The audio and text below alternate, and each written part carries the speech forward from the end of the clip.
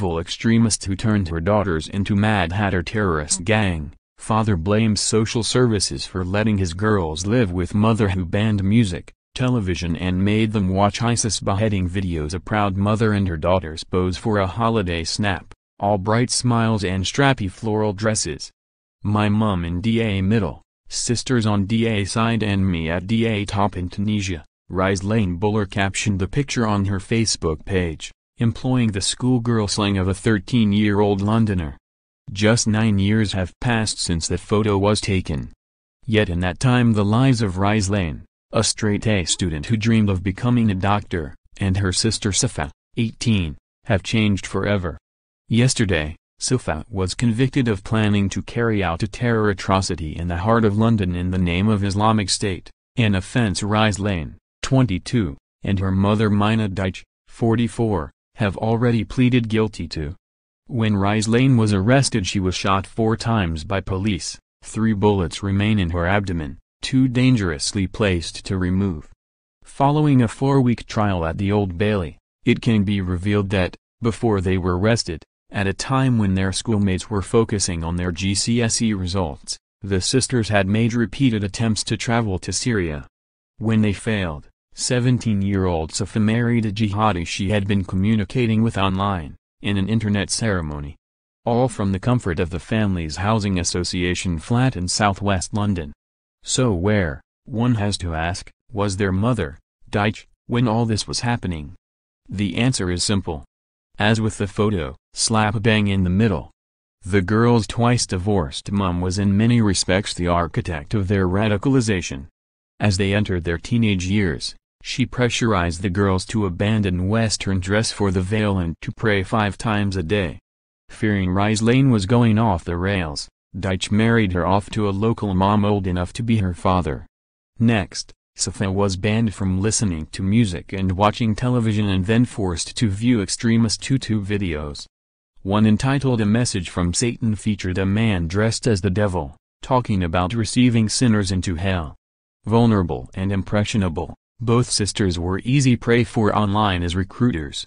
Once ensnared, they were indoctrinated with images of beheadings and encouraged to do their duty.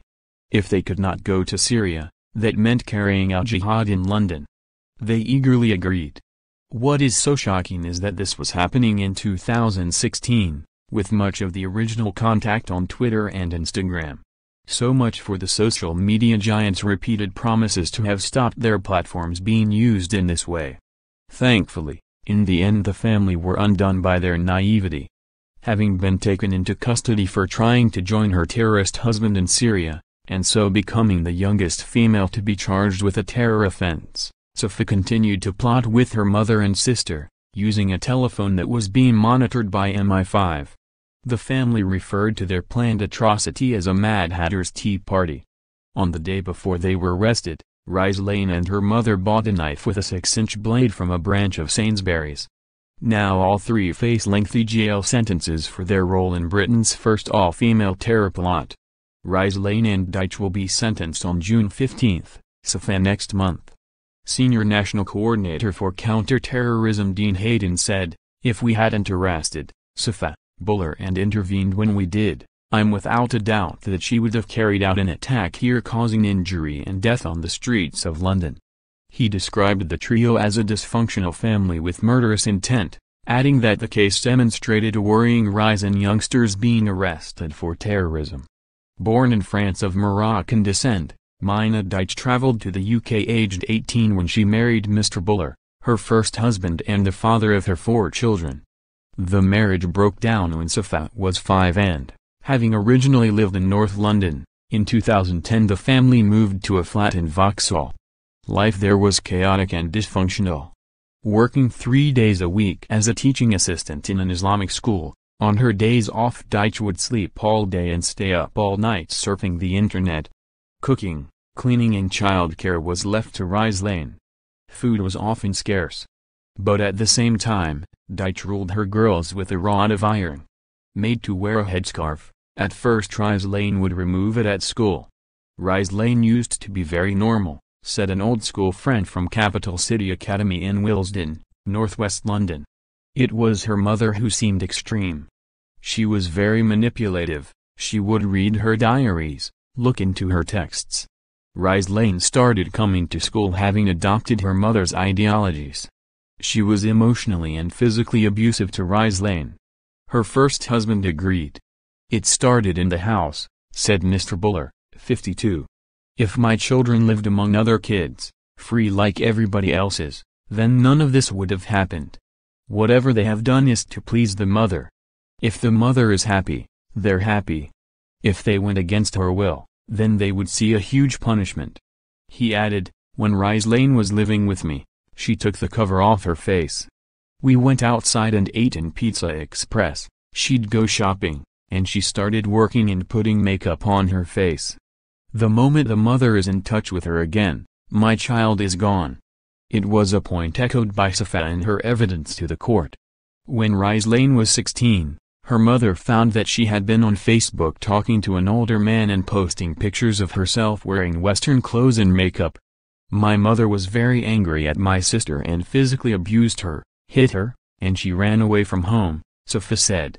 Lane went to a friend's house. While there her mother learned she was planning to marry a man in Egypt. Deitch told police and Lane's passport was removed. After 6 months, Lane returned home, by now wearing the hijab. Deitch had also begun to dress similarly, praying 5 times a day. Next it was Safa's turn to discover boys, using her BlackBerry to make friends online. Once again, her mother found out. "She made me dress more conservatively. I had to start wearing long dresses and long skirts and the phone was taken off me." At the age of 14, Safa briefly ran away from home. "I wasn't very happy with the pressure I was receiving from my older sister and my mom in terms of being an observant Muslim, covering up, fasting, watching lectures, not hanging around with my friends at school," she said. More running away followed. But this time the destination was Syria. In October 2014, Lane was stopped by the Turkish authorities in Istanbul. At the time her mother was in Saudi Arabia with her second husband, an Iraqi-born Muslim builder called Alan Campbell, on the Hajj pilgrimage, an annual trip to the Muslim holy land of Mecca. When Lane was returned to the UK, no further action was taken, despite her confirming that her plan had been to travel to Syria and join IS. Back on home soil, her extremism became more evident. Her mother's solution? To marry her off to a local imam.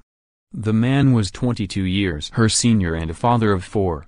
Her mother wanted to get rid of Lane because she was tired of her after she ran away to Syria, Mr. Campbell said. "If she runs away when she's married, that's no longer her mother's responsibility." As for Safa, by now she had been banned from listening to music or watching any TV except the news. "I was not allowed to leave the flat except to go to the mosque and school," she said. But she was allowed access to the internet. And by early 2016 the material she was accessing was indicative of the route she was traveling. Videos and images viewed included women in burqas holding AK-47s, children in suicide belts and beheadings. At the same time, Safa opened accounts on Twitter and Instagram. On Twitter, she established contact with a woman called Umissa al-Amriki, who was based in Aleppo.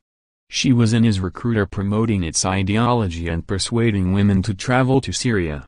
Safa would repost her tweets and communicate directly with her by Telegram, an encrypted messaging service, and by so doing gained 300 to 400 IS supporting followers. "It was special, exciting," she told the court. "I wasn't allowed to go out with my friends, I wasn't even able to see them at school, so having friends was exciting." In May 2016, al-Amriki was killed in a drone strike. Soon after, Safa received a message on Instagram from a man called Noid Hussein. In his 30s and originally from Coventry, Hussein was also in Syria and told Safa he could help her enter the country. "He told me he loved me," she said. "I felt lucky to have a man tell me he loved me." In August 2016, Hussein proposed to her by Skype while she was on holiday with her family in Morocco, and when she accepted he began talking to her about having a suicide belt, so she could blow herself up if she fell into enemy hands. Don't even be hesitant to pull the pin, okay? Our honor is worth more than any kafir's life, Hussein wrote in a message. Safa replied, "Does the pin make me go?" "Yes, straight away," he said. A few days later Safa flew into Stansted from Morocco, where the family was stopped by immigration officials. Safa revealed her plan to travel to Syria via Turkey along with Rise Lane to join Hussein. Her intention was to live there peacefully, she said. As a result of the interview, her phone and passport were seized, and the family flat in Vauxhall searched.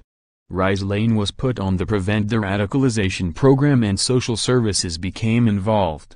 An attempt was also made to take Safa into care. The family court hearing she was likely to suffer significant harm from her mother's radicalization. But Deitch successfully challenged the order. Social services failed to do their job, Mr. Buller said yesterday. When the girls went missing from home again and were found in a hostel, forensic searches of Safa's phone revealed the nature of her contact with Hussein and that the pair were planning an attack on the UK.